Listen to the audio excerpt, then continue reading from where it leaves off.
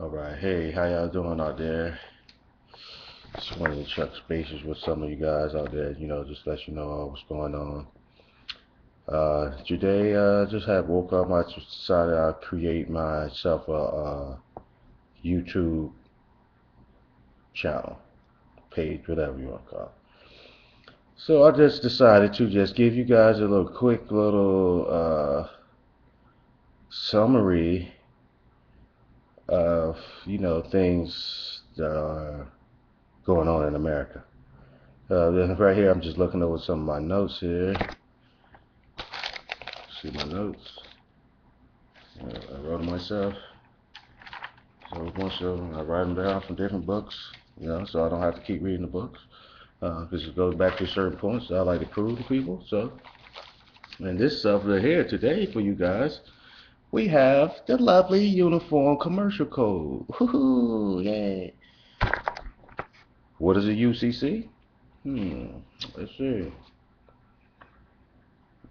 Okay, the UCC is the Uniform Commercial Code, America. That was all law and all kind of rules and policies are made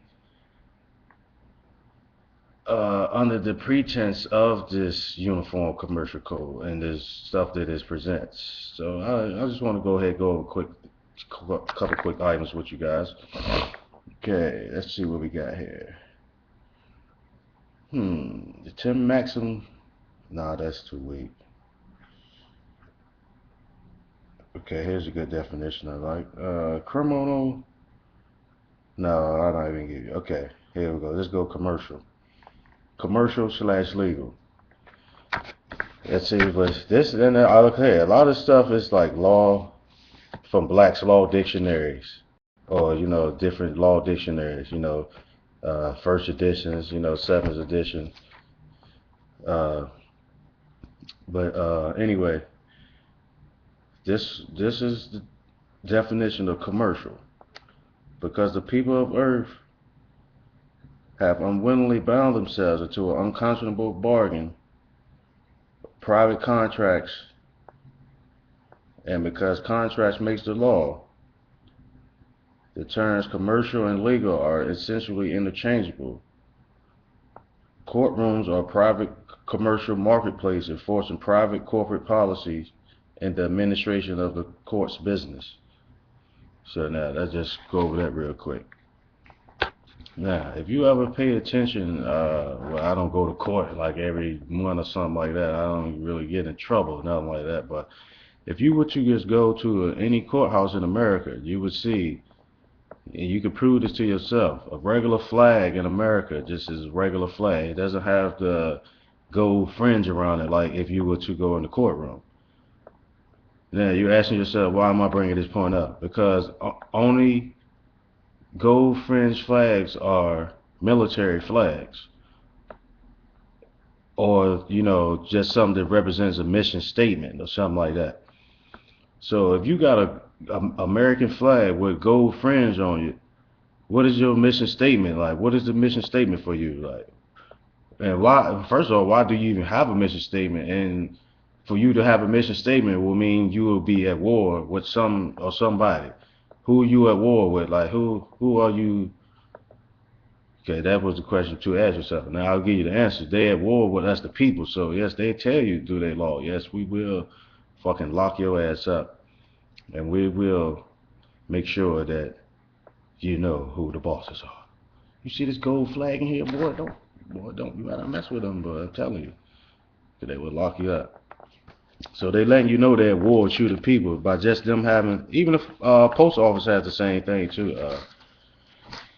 So I'm trying to just do this little quick 5 or 6 minutes. That's just one thing. It's just yeah, you can even look at the court shows too. I use that for people who like to watch TV. Some of you guys at home right now, or whatever, or whenever you're gonna check out this video, you're gonna see that yeah, even on the court shows, they try to hide it out and stuff. But when you just, I mean, the regular American flag is just a regular flag. It don't have the gold fringe on it. So just go look that up. Or Google it, whatever you want to do. Use your computer. Yeah. Don't do no physical stuff for yourself. Just use computer. Yeah. Oh hell, just listen to me. Just listen to what I'm telling you. I wouldn't lie to you. You know what I'm saying? I wouldn't lie to y'all, America. Okay. Here we go.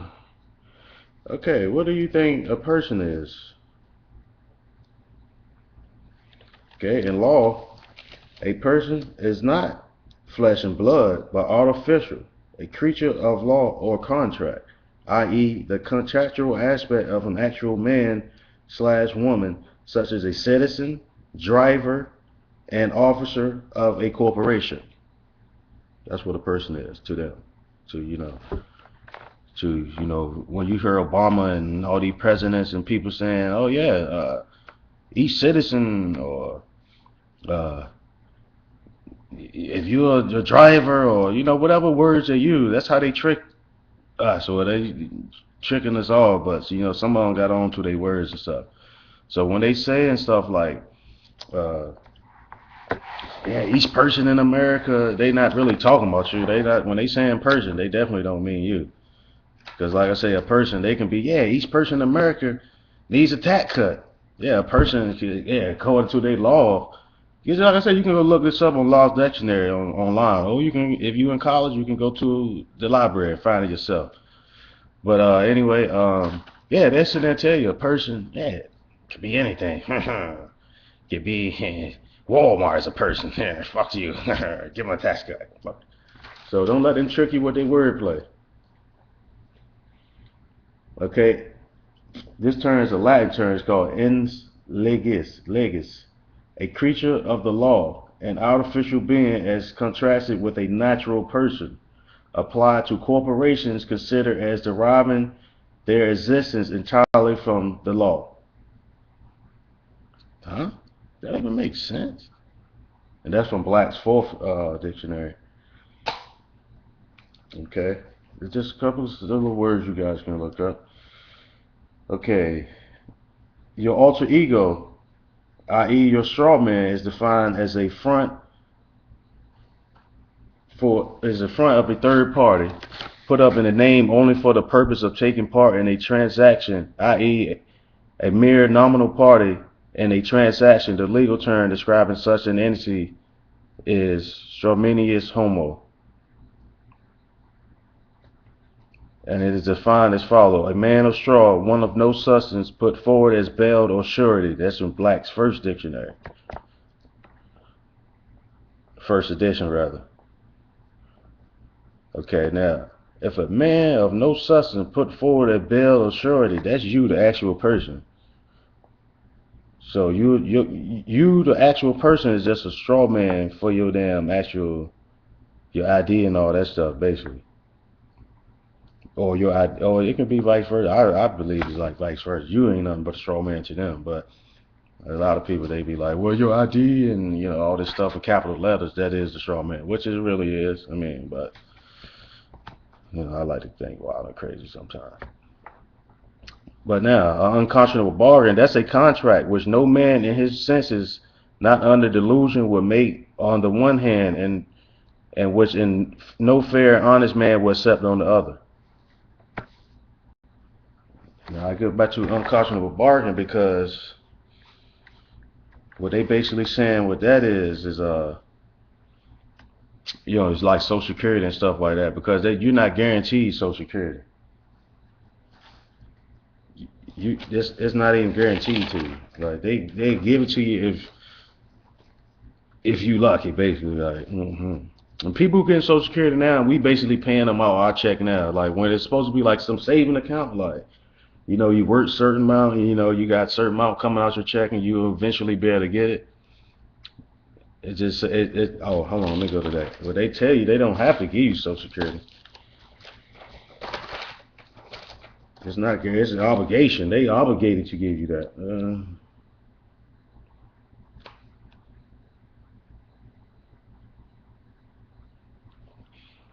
Okay. This is a case from 1960, Fleming versus Nexter. Well, I got the court docket numbers and all that, but I ain't even gonna read all that. But anyway, Supreme Court ruled that those who have paid in Social Security taxes over their lifetime have no vested interest in Social Security. If you don't know what vested means, then go look it up because I don't feel like breaking that definition. That's an easy word. That's like a fourth grade word. Vested interest in Social Security. Oh, I tell you here, vested meaning Social Security is optional, discretionary, and not obligatory. Another reason why Social Security is an unconscionable bargain. So that means if you get Social Security, that means we don't have to give you nothing. Like we'll tell you can get something, but we ain't give you nothing. That's just another thing. So they do all this stuff. Like I said, I'm gonna start making videos every couple hours or something. If I whatever come to my mind, I just make a video because people don't like to read words or stuff, so they like to hear you and see you. Like, they like to look at stuff. Okay. Oh, here's a good one. All U.S. law is copyrighted property of British corporations. Now, when I be telling people, yeah, the British they took over and like all this, like yeah, they couldn't wait to come back and get us after the Revolutionary War and all that. They just couldn't wait. So yeah, British, yeah, you're going down. I mean, if you look at it too, like a lot of people who own like the big companies, they fucking British motherfuckers.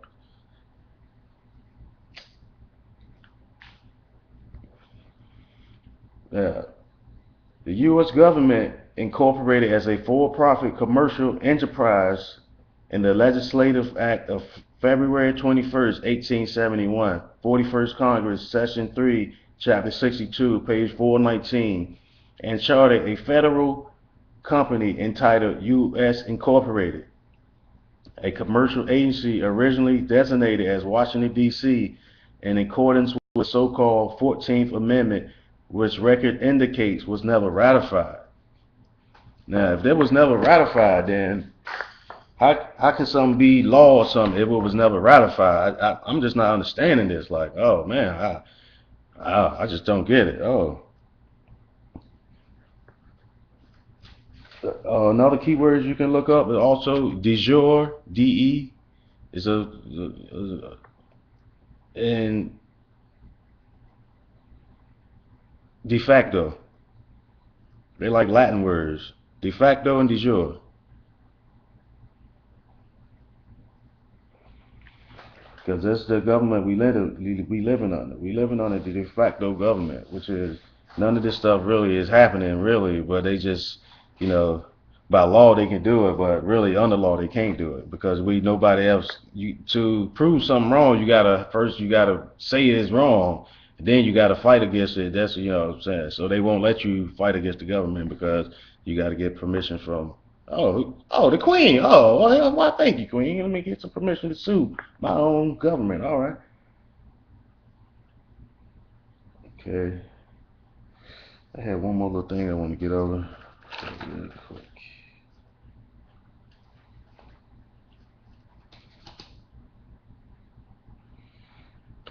United States is a singular proper noun and represents a city, state domicile in Washington, D.C.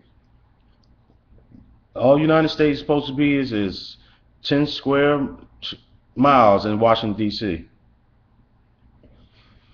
That's it. That's the only thing they really supposed to govern. But they hands in all our business and shit. But anyway, at the inception of this country, a man faced a total of three possible crimes: treason, counterfeiting, and piracy.